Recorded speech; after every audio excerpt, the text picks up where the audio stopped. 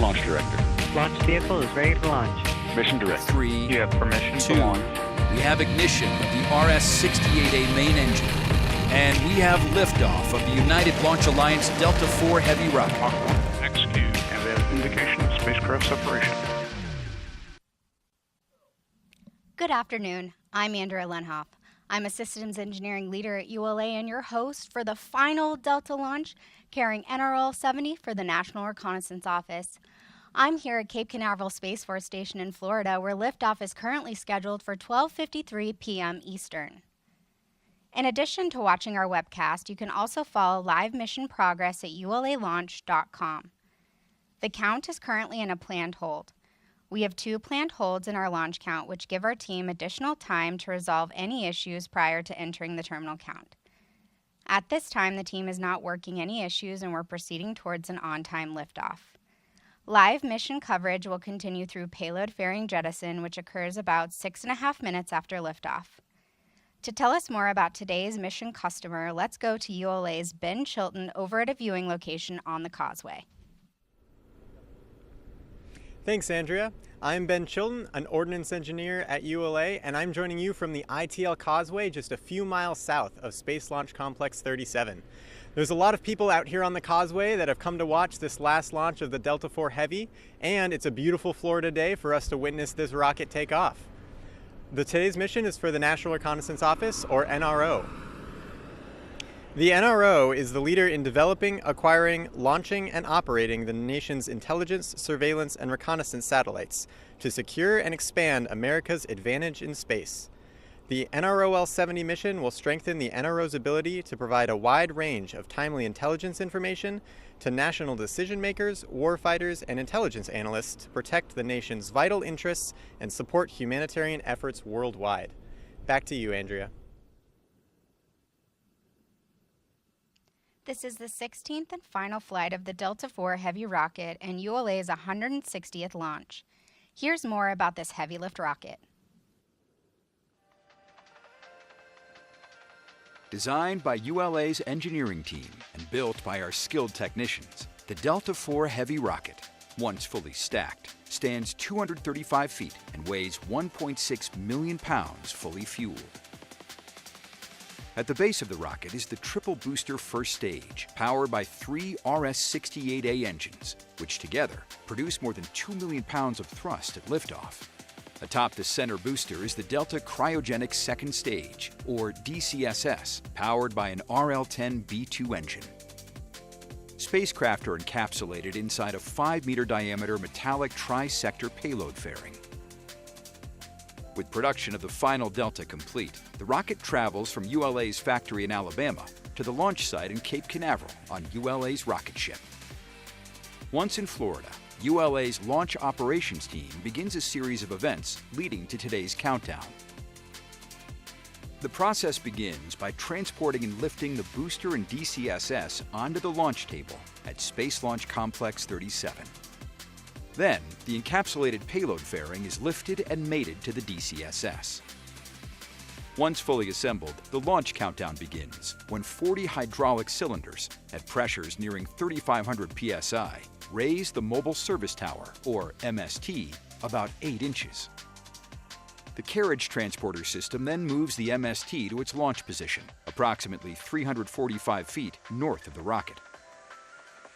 Weighing in at approximately 10 million pounds, the 100-foot wide, 300-foot tall MST protects the rocket and payload from weather here on Florida's Space Coast. With the rocket on the pad, the launch team transitions to fueling and other final preparations. Across the interstage of the Delta IV Heavy rocket is the American flag and the Space Force, Delta, and ULA logos. Note the number 389 inside the Delta logo, signifying this launch's place in Delta history. Additionally, on the fixed umbilical tower, we see mission artwork. Provided by the NRO, the art features a snow leopard, representing the NRO's quiet strength and providing an advantage to community, the nation, and its allies.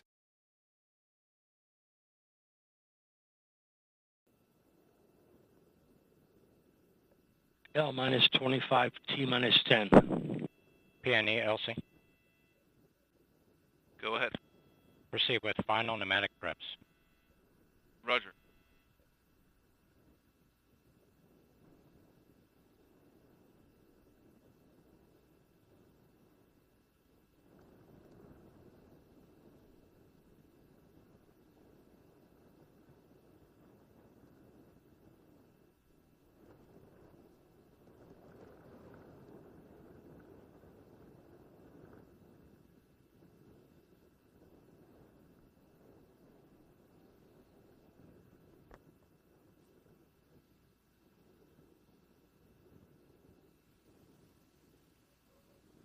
With this launch, we are remembering an NRO teammate.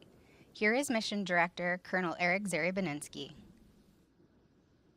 This is the MD. This afternoon's NROL 70 launch is dedicated to the memory of Colonel Edward Chip Zakrzewski.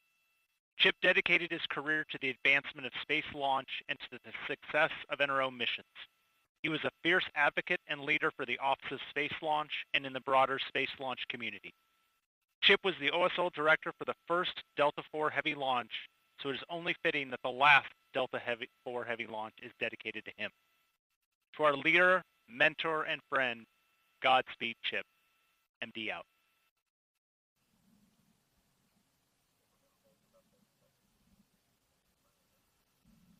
LC concurs. LD. LD concurs. MD. MD concurs. ABE, are you in a position to perform the task as the anomaly team has directed? Affirmative. Roger.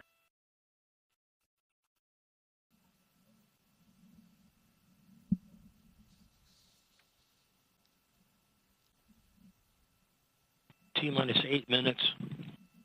ALC, configure CCTV for launch monitoring. Today's flight is also dedicated in Roger. memory of CME, colleagues who are no configure longer with us. CCTV for video Let's recording. remember our teammates. Roger. Today's flight is dedicated to Doug Thompson, Mark Cox, Brent Bonar, and George Lucian. After working as a pipe fitter for high-purity systems, Doug Thompson joined Boeing's internal upper stage program, later transitioning to the Delta program. Doug supported many Delta rockets and facilities during his career, including Delta vehicles launching from the Cape's Slick 17 and Slick 37 and Vandenberg's Slick 6, in addition to solid rocket booster and payload facilities and the machine shop. In his personal time, Doug and family traveled throughout Florida and Georgia, enjoying his passion for motorsports, including drag racing the '63 Corvette he built himself. He will be missed. As a U.S. Army veteran, Mark Cox began his aerospace career in 1984 at McDonnell Douglas, then Boeing, and eventually ULA. Following his transfer from ULA's Pueblo site to the Decatur, Alabama factory, Mark was instrumental in establishing the metrology lab there and in standardizing measurement and test equipment calibration across all ULA sites. He was respected by his peers throughout the industry and developed many personal relationships over the years, always resilient and positive. Mark encouraged his teammates to face adversity while continuing to care for others. He will be greatly missed. Godspeed, Sergeant Cox.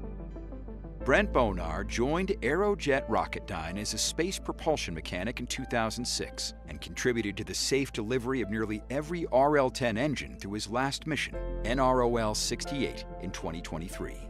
A loving husband, Brent was also a tireless volunteer, deeply committed to helping others, including 3 trips to the Bahamas in 2019 to support residents following Hurricane Dorian. This effort led Mark to logging more than 600 volunteer hours and being recognized as Aerojet Rocketdyne's 2019 Volunteer of the Year. Brent was kind and generous and a role model to many people. He will be missed. George Lucian began his career in 1960 as an electrical systems engineer with the General Dynamics Corporation, following his time at the University of Nebraska, where he earned a bachelor's degree in mathematics. In 1964, after working at the General Electric Company on the Apollo program, George began a new chapter at the Goddard Space Flight Center, followed by a move to the Kennedy Space Center. During his NASA career, George was an engineer, branch chief, division chief, and assistant launch manager, all in support of NASA's Expendable Launch Vehicle Services program. His career spanned 60 years and more than 400 launches. George was an invaluable team member, a mentor to many, and a true friend to all. T-minus 5 minutes.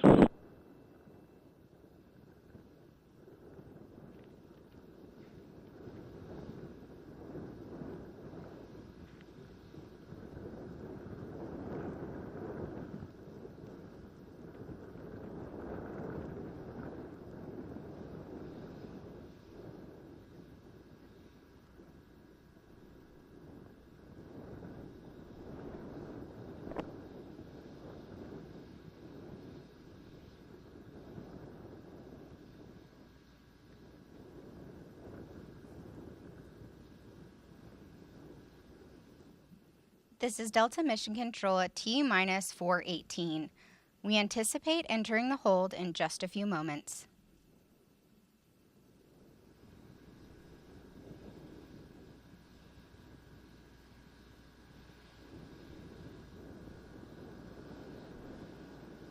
T-minus 4 minutes and holding. This is a 15-minute built-in hold. LC switch to not ready position.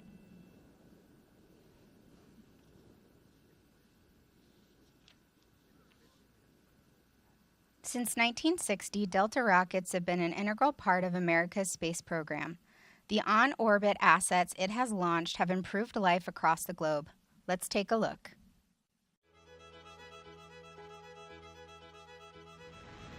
Following more than 60 years lifting historic missions to space and becoming a pillar in American rocketry, the Delta program is coming to a close with its final launch. Here's a look back at some of the groundbreaking firsts and iconic missions launched on Delta rockets. Delta quickly established its record of excellence in the 1960s, launching Echo, the world's first communication satellite, Tyros, the first space-based weather observatory, and NASA's Pioneer and Explorer scientific spacecraft.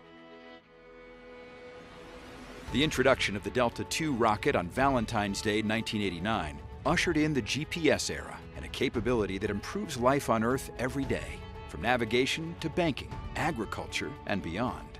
The beloved Delta II earned its place in history with 155 flights, with 8 of those missions to Mars for NASA, including the Spirit and Opportunity rovers. The Delta program's commitment to vehicle improvement to meet customer needs culminated in the Delta IV family of launch vehicles with a wide range of increased capabilities. Delivering missions for the Space Force, National Reconnaissance Office, NASA, and commercial clients, every Delta IV launch has been successful. As America's trusted heavy lifter, the triple-barreled Delta IV Heavy launched the first Orion spacecraft on an uncrewed shakedown cruise and sent the Parker Solar Probe to surf the atmosphere of the Sun. The 16th and final flight of the Delta IV Heavy rocket carries nrol 70, capping off the incredible legacy of this program.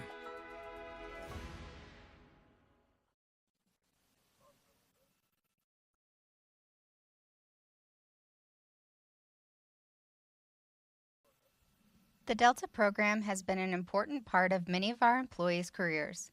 We recently spoke with employees about what the Delta rocket has meant to them.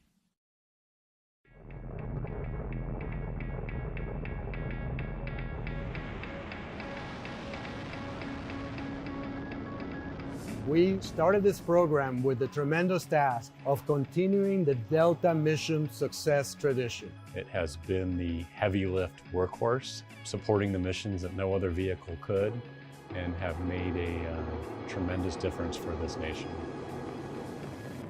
The assets that we launch with Delta are crucial to our warfighter and have really allowed us to sustain our capability not only in space, but also just on the ground and keeping the entire world in a better place. That ability to impact the nation in what we can do, our technologies, as well as our reach into space. It's just an honor. There's no other way to say it. Look at what we as part of the team have done to improve life on Earth. All things to be extremely proud of. The first launch, you kind of kept your fingers crossed and your toes crossed. We all stood out in the main part of the factory here and watched it, and it's just something that you do and say whatever makes you comfortable for that very first launch. Watching the Delta IV Heavy right outside the door of the Delta Operations Center and feeling the vibration and just amazement.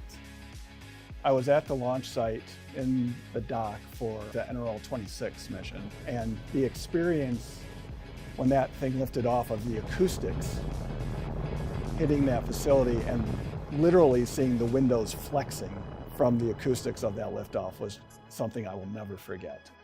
I've been down to the launch site, been on the pad, been on cranes up and down a heavy vehicle, been able to support on console, and been part of the day of launch activities. So I've seen it from a unique perspective. Those memories will always stick out. We took a lot of lessons from Delta. Aluminum skins, machined, brake formed, welded together with friction stir welding. The first time we used that was on the Delta IV program. One lesson learned from Delta IV that will stick for our future launches is our record of mission success and our focus on mission success, making sure that all of our launches accomplished what we wanted and delivered the payload for our customers. The teamwork that we built across all the different suppliers and across the program itself. It's a really complex vehicle, and so being able to bring that whole team together and deliver Delta for that many years has been brought over into the Vulcan program and will continue to live on. Whether it be in the design center, the operations center, the production center, we're all a big team, and those teams work together, and it's magic. Launch conductor is only one little cog in the whole process. This is a team sport, and the team has done nothing but a phenomenal job. Taking pride in your work and treating everything as if it's the most important job you'll ever do is something that I will keep with me for the rest of my career. Well, it's bittersweet, of course. We all thought we could do this a lot longer because we love it so much. It's been a wonderful rocket to work on over these years, and I'm going to miss it. It is the most amazing rocket I could ever imagine, this Delta IV Heavy. I'm just proud to have been a part of this team and was able to better my career by working alongside an amazing team. The legacy of Delta will live on in the Vulcan rocket and in the people that make it a reality and have taken the best of what Delta has accomplished and carry that forward into the future.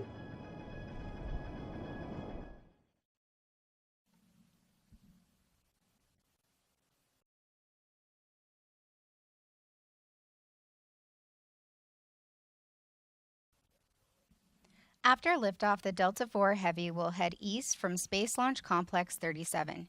Here's a look at today's ascent.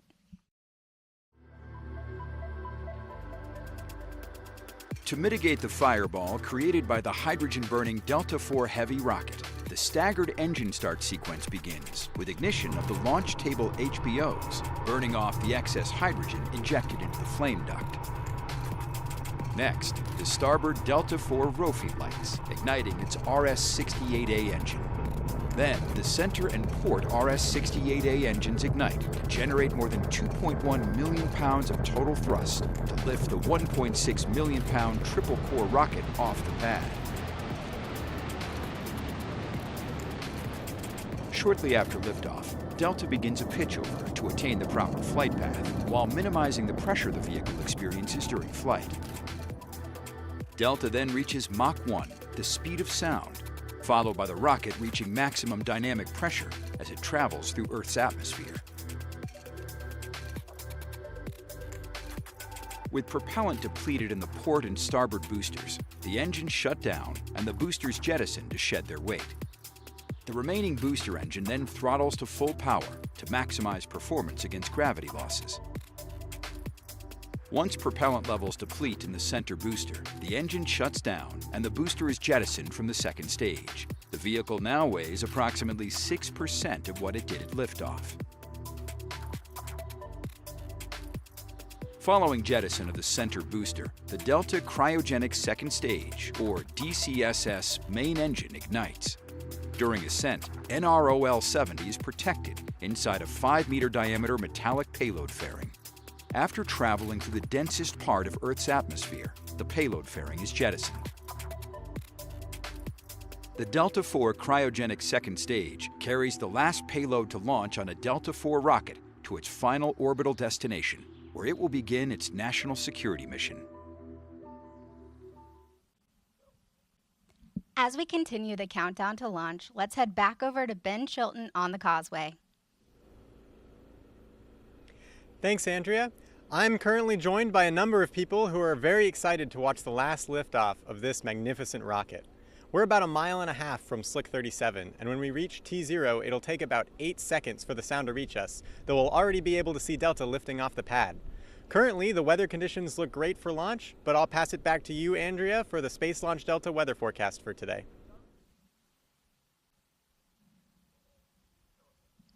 Thanks, Ben. The forecast for this afternoon's launch is looking good. The probability of violating launch constraints is 10%. Ground winds are 14 to 22 knots out of the southeast, and the temperature is 74 degrees Fahrenheit. Our primary concerns for launch today are ground winds and the cumulus crowd rule violation. RLM, verify red line monitor and vent table are in the correct configuration for terminal count. Verified. L minus 9 minutes. Performing a hold authority comm check. LSIC RF. Loud and clear. Loud and clear as well. ATD. ATD copies loud and clear. Loud and clear as well. Comm check complete. Launch on time verified. Roger.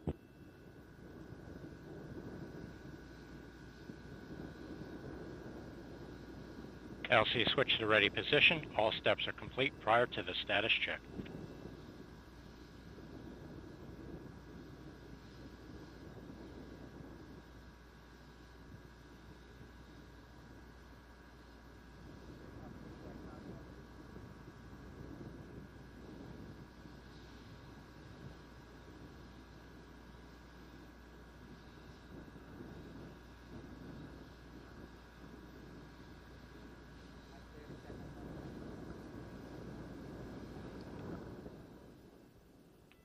L minus 8 minutes. We remain in the planned 15-minute hold as we continue towards liftoff.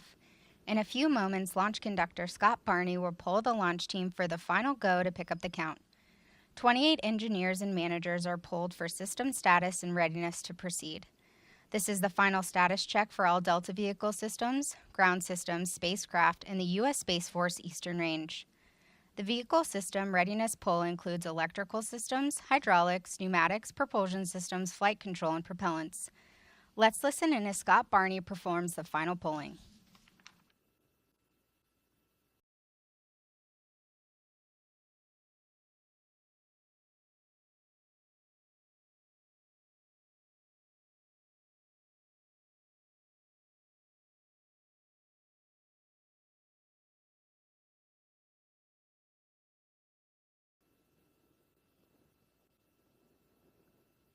L minus 7 minutes.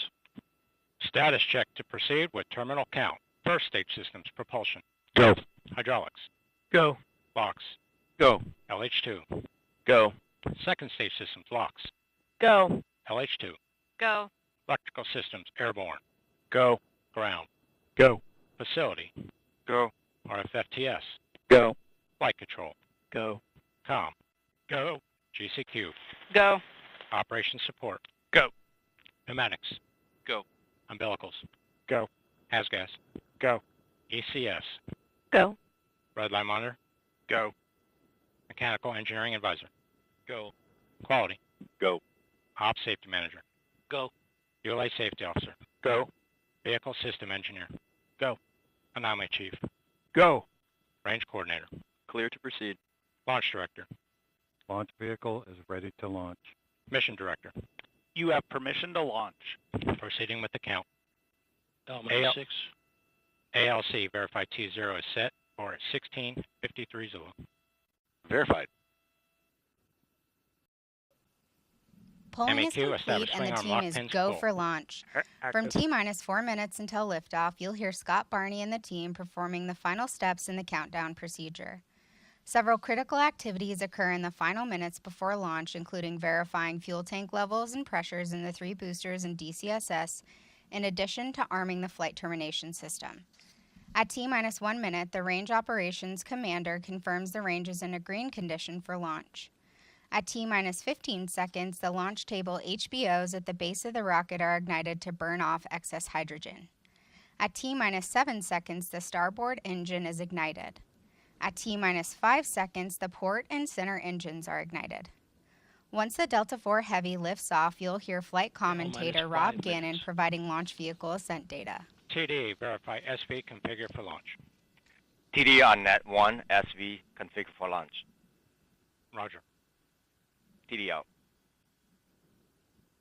Swing arm lock pins pulled. Roger. All steps are complete prior to terminal count.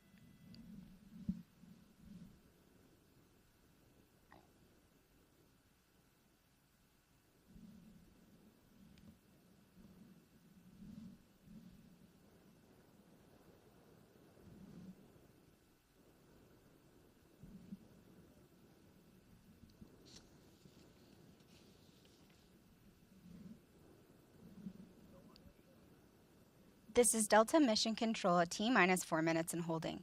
We anticipate releasing the hold in just a few moments.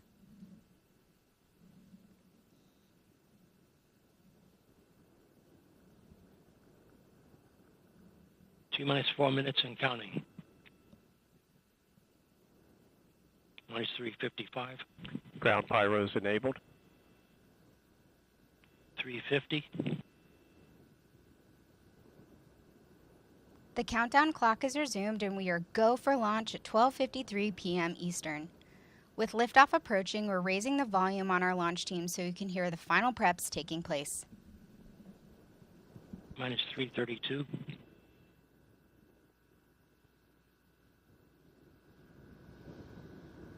$325. Second stage lock, secure at flight level.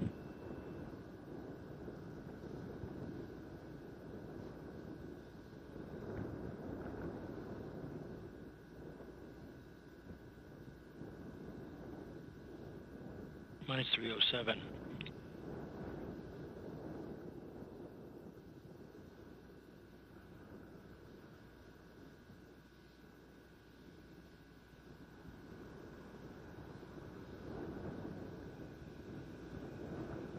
Minus 249. FTS internal.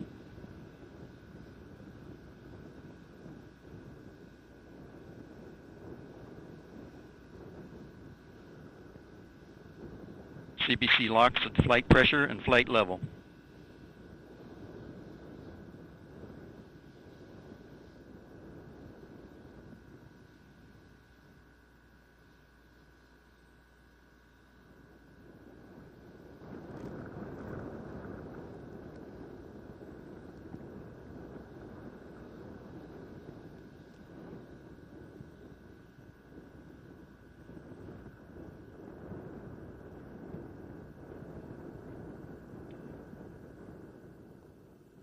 T-minus 2 minutes. The rocket, payload, ground systems, and eastern range are go for launch. Vehicle internal. Launch sequencer start. If you just joined us, I'm Andrea Lenhoff. CBC I'm your LH2 host at for the flight pressure final and flight Delta level. launch today. Liftoff is currently scheduled for 12:53 p.m. Eastern. SCS launch enabled.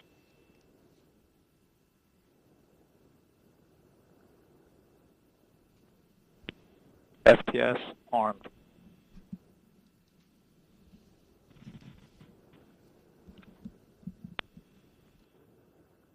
Minus 120. OCUs armed. SCS count started.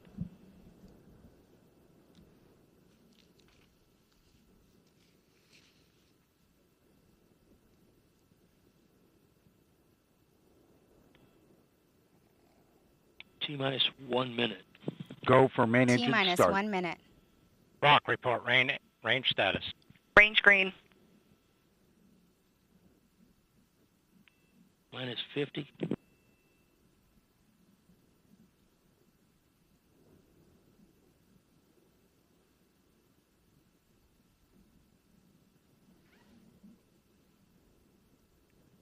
Second stage LH2 secure at flight level. Minus 30. Status check. Go Delta. Go nrol 70.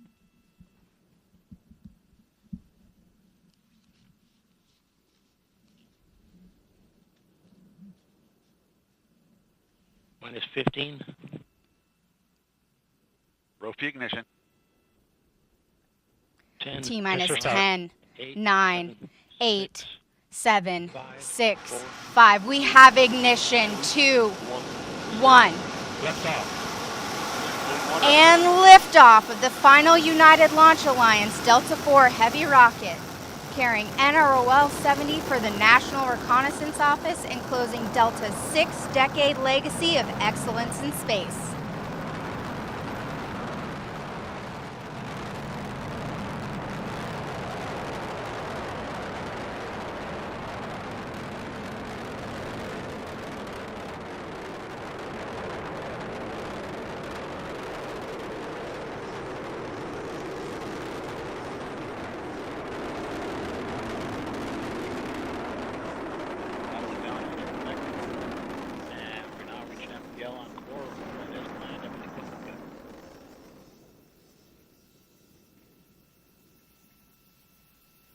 4 is at min power level. Port and starboard strap-on still operating at enhanced power level. You are hearing the voice of Rob Gannon providing launch vehicle ascent data. Parameters look good. Flight control disturbances look good. And we have fired the isolation pyro valve on second stage reactor control system. And the first step in readying that system for operation. Engines continue to look good. And we've passed through Mach 1 and Mach 2. Normal disturbances there, everything looks good. All 3 boosters operating as expected.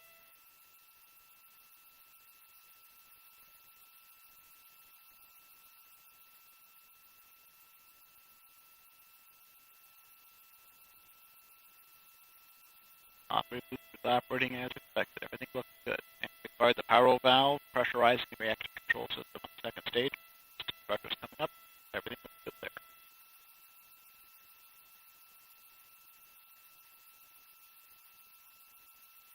What we're looking for is going to closed loop guidance. After 3 or 4 seconds, and we've started closed loop guidance. Vehicle maneuvering as expected. All 3 engines continue to look good.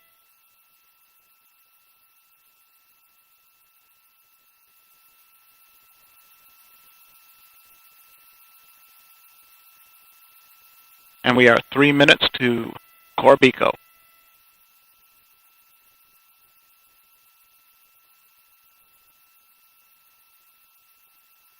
And the vehicle is now 1/2 its liftoff weight. All 3 engines operating normally, everything looking good.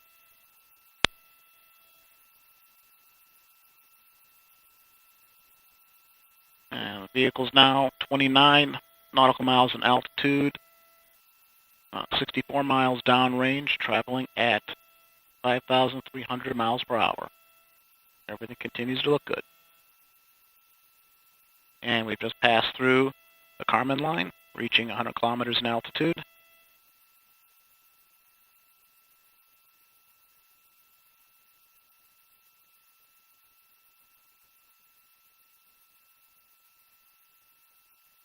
Everything looking good. 2 minutes to Corbico, coming up on throttle down on the strap-ons. And we've begun throttling down the strap-on boosters in preparation for cutoff. We've now achieved min-power level on the strap-ons. And cutoff. We have cutoff port and starboard boosters coming up on strap-on, and we have strap-on separation. Disturbances look good. Throttled up the core booster. We're now at EPL on the single stage booster. And we've re-enabled steering following separation of the strap-ons. Everything looking good. We just heard confirmation of port and starboard booster jettison. We have about 1.5 minutes until we reach our next mission event, booster engine cutoff. On the RL-10.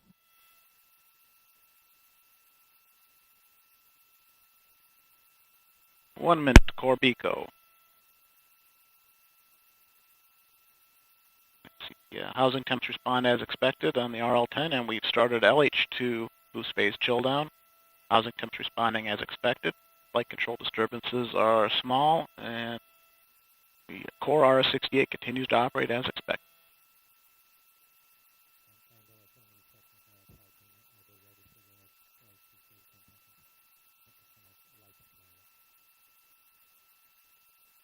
About 20 seconds to our next mark event, throttling down the core booster in preparation for BECO.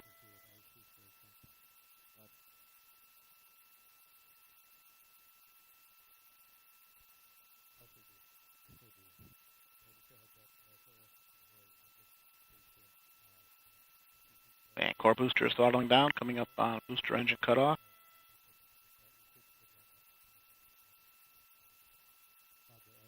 And we have BECO. Cut off on the booster, everything looking good.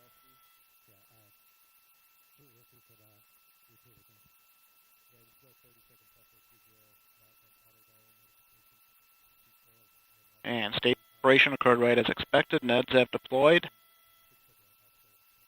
And we have pre-start, start, and full thrust. RL-10 is up and running normally. Everything looking good. Enabled steering of the second stage. Second stage operating normally. Coming up on bearing separation.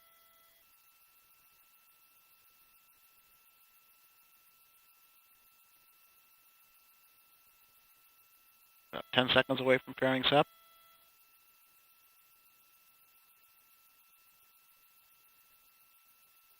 5 seconds to fairing sep, and we have fairing separation. Disturbances look good.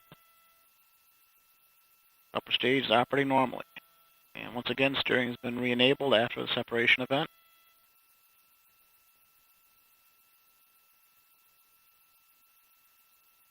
This is Delta Mission Control at T plus 6 minutes and 55 seconds. We just heard flight commentator Rob Gannon confirm the successful completion of the early phase of today's flight, and all systems continue to operate nominally. While the mission has just begun, we did just see liftoff of the last Delta rocket. Here's ULA President and CEO Tori Bruno. Well, good afternoon. A lot of you know that the Delta IV Heavy is, of course, the most metal of all rockets, setting itself on fire before it blasts into space. But I also want to talk about its tremendous contribution to our nation, to exploration, to national security. The Delta IV Heavy still today flies missions that no other rocket can fly.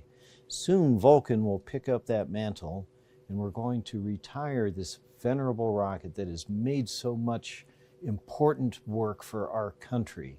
And I want to thank everyone who has been involved with the Delta IV Heavy.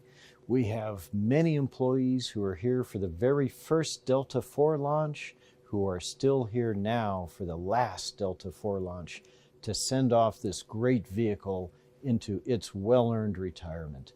Thank you all.